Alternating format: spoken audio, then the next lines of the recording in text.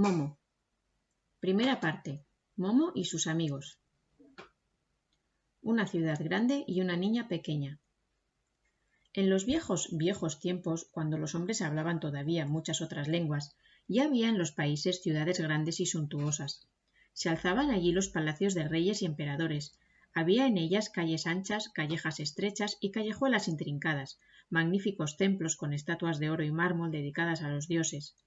Había mercados multicolores donde se ofrecían mercaderías de todos los países y plazas amplias donde la gente se reunía para comentar las novedades y hacer o escuchar discursos. Sobre todo, había allí grandes teatros. Tenían el aspecto de nuestros circos actuales, solo que estaban hechos totalmente de sillares de piedra. Las filas de asientos para los espectadores estaban escalonadas como en un gran embudo. Vistos desde arriba, algunos de estos edificios eran totalmente redondos, otros más ovalados y algunos hacían un ancho semicírculo. Se les llamaba anfiteatros. Había algunos que eran tan grandes como un campo de fútbol y otros más pequeños, en los que solo cabían unos cientos de espectadores. Algunos eran muy suntuosos, adornados con columnas y estatuas, y otros eran sencillos, sin decoración. Esos anfiteatros no tenían tejado, todo se hacía al aire libre. Por eso, en los teatros suntuosos se tendían sobre las filas de asientos tapices bordados de oro, para proteger al público del ardor del sol o de un chaparrón repentino. En los teatros más humildes cumplían la misma función cañizos de mimbre o paja. En una palabra, los teatros eran tal como la gente se los podía permitir, pero todos querían tener uno, porque eran oyentes y mirones apasionados. Y cuando escuchaban los acontecimientos conmovedores o cómicos que se representaban en la escena, les parecía que la vida representada era, de modo misterioso, más real que su vida cotidiana, y les gustaba contemplar esa otra realidad. Han pasado milenios desde entonces, las grandes ciudades de aquel tiempo han decaído, los templos y palacios se han derrumbado. El viento y la lluvia, el frío y el calor han limado y excavado las piedras, de los grandes teatros no quedan más que ruinas. En los agrietados muros las cigarras cantan su monótona canción y es como si la tierra respirara en sueños. Pero algunas de esas viejas y grandes ciudades siguen siendo, en la actualidad, grandes. Claro que la vida en ellas es diferente, la gente va en coche o tranvía, tiene teléfono y electricidad. Pero por aquí o por allí, entre los edificios nuevos, quedan todavía un par de columnas, una puerta, un trozo de muralla o incluso un anfiteatro de aquellos lejanos días. En una de esas ciudades transcurrió la historia de Momo. Fuera, en el extremo sur de esa gran ciudad, allí donde comienzan los primeros campos, y las chozas y chaborlas son cada vez más miserables, quedan, ocultas en un pinar, las ruinas de un pequeño anfiteatro. Ni siquiera en los viejos tiempos fue uno de los suntuosos, ya por aquel entonces era, digamos, un teatro para gente humilde. En nuestros días, es decir, en la época en que se inició la historia de Momo, las ruinas estaban casi olvidadas. Solo unos pocos catedráticos de arqueología sabían que existían, pero no se ocupaban de ellas porque ya no había nada que investigar. Tampoco era un monumento que se pudiera comparar con los otros que había en la gran ciudad. De modo que solo de vez en cuando se perdían por allí unos turistas. Saltaban por las filas de asientos cubiertas de hierbas, hacían ruido, hacían alguna foto y se iban de nuevo. Entonces volvía el silencio al círculo de piedra y las cigarras cantaban la siguiente estrofa de su interminable canción, que por lo demás no se diferenciaba en nada de las estrofas anteriores. En realidad, solo las gentes de los alrededores conocían el curioso edificio redondo. Apacentaban en él sus cabras, los niños usaban la plaza redonda para jugar a la pelota y a veces encontraban ahí, de noche, algunas parejitas. Pero un día corrió la voz entre la gente de que últimamente vivía alguien en las ruinas. Se trataba, al parecer, de una niña. No lo podían decir exactamente porque iba vestida de un modo muy curioso. Parecía que se llamaba Momo o algo así.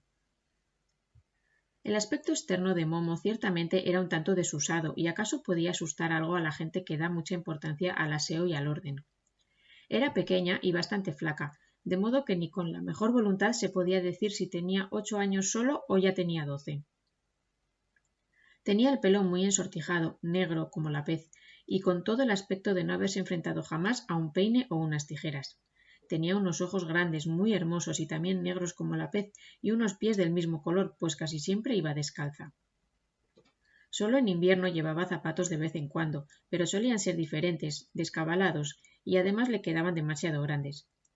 Eso era porque Momo no poseía nada más que lo que encontraba por ahí o lo que le regalaban. Su falda estaba hecha de muchos remiendos de diferentes colores y le llegaba hasta los tobillos. Encima llevaba un chaquetón de hombre, viejo, demasiado grande, cuyas mangas se arremangaba alrededor de la muñeca. Momo no quería cortarlas porque recordaba previsoramente que todavía tenía que crecer, y quién sabe si alguna vez volvería a encontrar un chaquetón tan grande, tan práctico y con tantos bolsillos.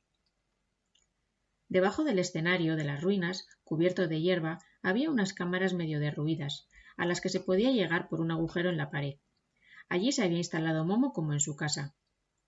Una tarde llegaron unos cuantos hombres y mujeres de los alrededores que trataron de interrogarla. Momo los miraba asustada, porque temía que la echaran, pero pronto se dio cuenta de que era gente amable. Ellos también eran pobres y conocían la vida. —Y bien —dijo uno de los hombres—, parece que te gusta esto. —Sí —contestó Momo—. ¿Y quieres quedarte aquí?